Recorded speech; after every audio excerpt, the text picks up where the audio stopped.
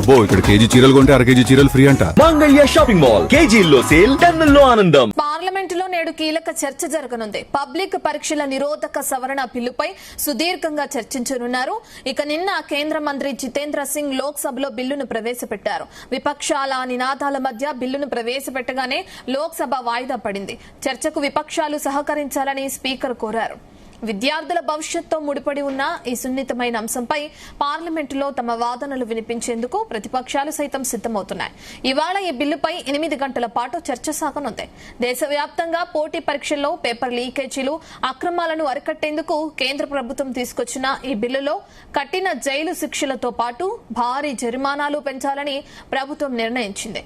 నూతన సవరణ ప్రకారం పేపర్ లీక్ కు పాల్పడితే వ్యక్తికి విధించే గరిష్ట జైలు శిక్షను 5 నుంచి 10 ఏళ్లకు, గరిష్ట జరిమానాను 10 లక్షల నుంచి 50 లక్షల రూపాయలకు పెంచనున్నారు. ఇక లీకేజీల్లో భాగస్వామ్యమయ్యే అధికారులకు, సిండికేట్లకు 5 నుంచి 7 ఏళ్లకు జరిమానాను 1 కోటి నుంచి అటు 10 కోట్లకు పెంచనున్నారు.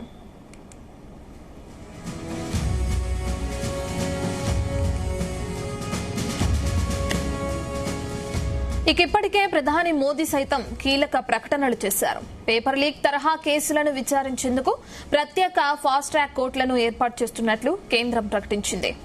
హై పవర్ టాస్క్ ఫోర్స్ ను సైతం ఏర్పాటు చేసింది. ఈ నేపథ్యంలో ప్రవేశపెట్టిన బిల్లు చర్చపై దేశవ్యాప్తంగా ఉత్కంఠ నెలకొంది.